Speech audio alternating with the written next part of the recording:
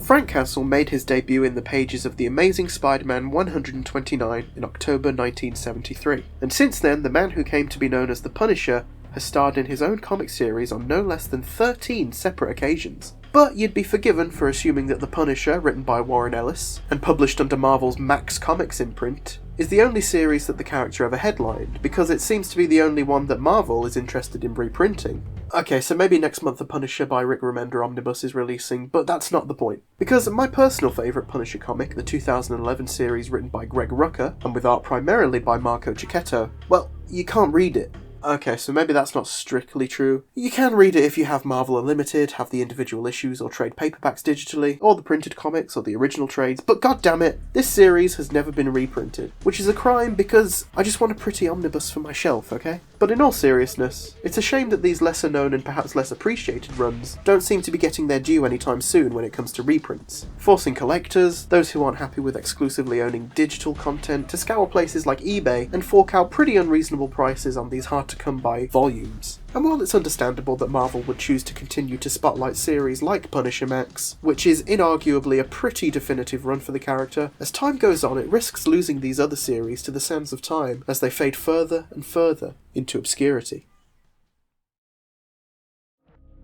So why this series in particular though? Why The Punisher by Greg Rucka? Well, that's what today's video is all about. I'm going to talk about why I think The Punisher 2011 is a truly incredible piece of work. The complete story of Greg Rucka's Punisher comprises of 23 issues, that's 16 from the mainline title, 2 tie-ins with Daredevil and Spider-Man, and the 5-issue follow-up series, 2013's Punisher Warzone. Right off the bat, something I love about this series is how it positions the Punisher. Frank Castle is not the main character here. Obviously it's his name on the book, and ultimately it's his actions that drive the story forward, forcing all the other characters involved to react. But the Punisher in this book is less a character and more just a force of nature, exemplified by the fact that we never get Frank's internal monologue, a pretty big break from comic book tradition, and the fact that he's so often made to appear in shadow, just a painted skull preying on its victims in the dark. But that doesn't mean we don't still get to see the extent of the Punisher's war on crime, every gruesome detail. There are so many great wordless exchanges and encounters in this book. Frank is a man of very few words throughout this series, and when he does speak, it's to the point. He's not wasting any breath, and he's only ever having the conversations he's interested in having. You ask him a question, you're more than likely not getting an answer. He asks you a question, you sure as hell better make sure you do answer. So, if this isn't really the Punisher's story, whose is it?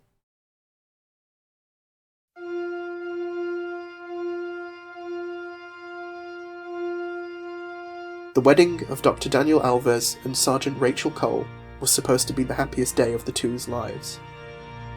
It was supposed to be.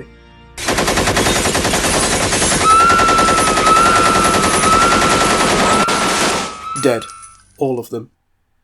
All except one. They were married for just 2 hours, but she insists that she took her husband's name. And, as one Marine falls bloody and beaten and struggles to rise, so too does another. Just the most recent victim of an extreme tragedy, ready to take on the mission.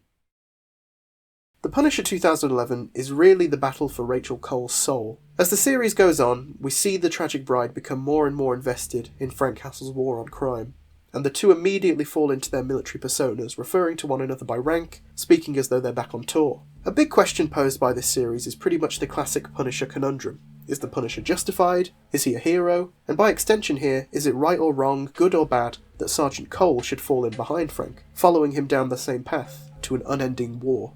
Many characters try to appeal to Rachel, notably Daredevil at one point, urging her not to turn out like Frank Castle. Ultimately, she doesn't listen. And in one of the darker and more dialogue-fueled exchanges for Frank in this book, where we get a very clear look at his thought process, he whittles down what remains of Rachel's soul. To Frank, she and him are dead. They do not share the same luxuries and privileges as the living. All there is the mission, and they will carry out the mission until they are no longer able.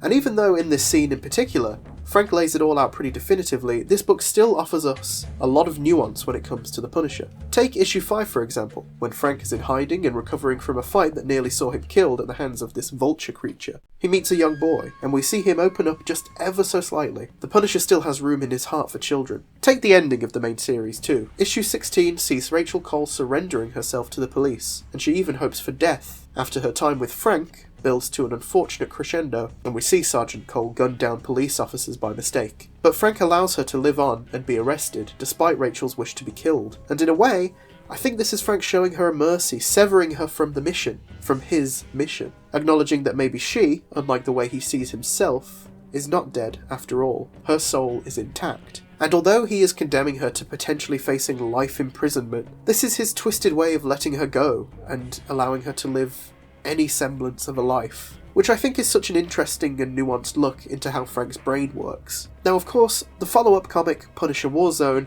may contradict my point ever so slightly when the Punisher takes on the Avengers, gets himself arrested, and breaks Rachel out of prison in the process, so that she can take his place and continue the mission as the new Punisher. But I think my interpretation is still valid. The events of Warzone still make a lot of sense, however, even with my contradictory reading of what the ending for the main series means. And I think you can trace Frank's decision to pass the torch all the way back to issue 3, where, as I mentioned before, we see both the nearly dead Punisher and a recovering Rachel rise together. It's symbolic. The new Punisher is born right here. The panelling even implies the connection, and while the Punisher isn't literally asking Cole for help in this instance, the panelling, the storytelling here is all creating that connection right before our eyes, and we see it all come to fruition in Punisher Warzone. So that's the main sort of through line, what drives the narrative and what is at the soul of this story. It's pretty bleak stuff, all things considered, and for the most part this is a pretty dark and dour comic, but light does occasionally shine through. Just a little bit of humour, a wry smile, and some firm reminders that we are still very much in the Marvel Universe. From the appearance of the Vulture, and no, it's not this guy, to a run-in with zombies, not to mention the crossover with Daredevil and Spider-Man, which, might I add, is one of the few crossovers in a comic book that I've read and not felt like it was detrimental for the overarching story the comic is trying to tell, so major props to Greg Rucka and Mark Waid for that. It also just leads to this interaction. Hey honey, miss me? I wasn't aiming at you. Wait, did you just... Incoming.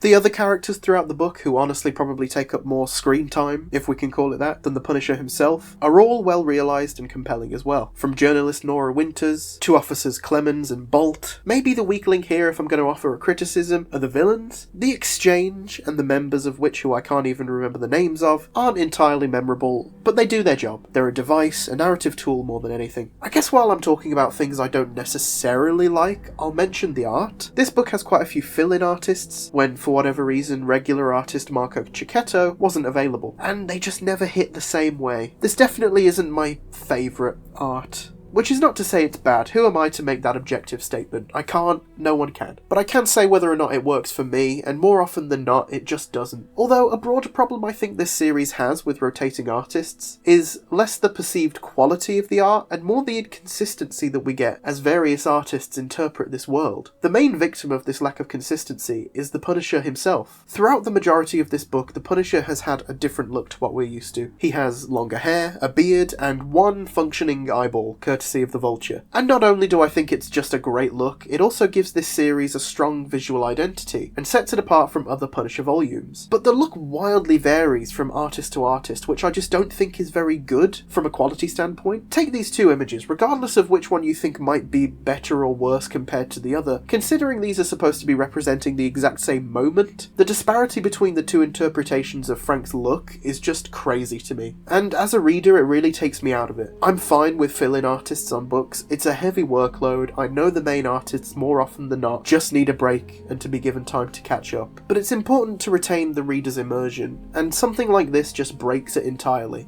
It doesn't stop there either. The covers are a big culprit for this series as well. It's only really when Marco Cicchetto is doing the covers himself that we hold on to that consistency. Otherwise, considering the fact that the Punisher rocks this look from issue 5 onwards, and this is the cover for issue 6, and one last example of this that I just have to mention is Marco Cicchetto's version of this Vulture character on the interior pages versus this cover by Brian Hitch, where he's very much just a guy. But enough of that negativity. I love this series. Let's talk about the art proper, because I think this is Marco Cicchetto's best work. Thanks in large part to Matt Hollingsworth's colouring. It's so atmospheric and moody, and complements the often shadow-soaked Punisher perfectly. Cicchetto doesn't have it easy either. As I said before, there's so many dialogue light scenes in this book, where the reliance is entirely on the art to get the story across, and he just delivers every time. His characters and designs are always pleasing to look at. There's a reason this guy was able to take up the reins on Marvel's biggest title right now. So that's that, The Punisher 2011, written by Greg Rucka, art and colours primarily by Marco Cicchetto, and Matt Hollingsworth respectively. Hopefully one day Marvel will make my dreams come true and give me a beautiful omnibus of one of my favourite series of all time, but I'm not holding my breath. I'd highly recommend you check this one out, and you can do just that by purchasing the digital issues or collections for yourself, or if you subscribe to Marvel Unlimited. But if you want physical copies of this book, then you're going to have a harder time coming by them. It's almost as if you can't read this series. Okay, just justifying that title of mine. Thank you so much for watching. I've really enjoyed just gushing about something I love. Please like, leave a comment, and subscribe. I'll see you in a couple of weeks with another longer video. In the meantime, please check out my shorts content. New videos released every Tuesday and Friday. Okay, Laser Chains out.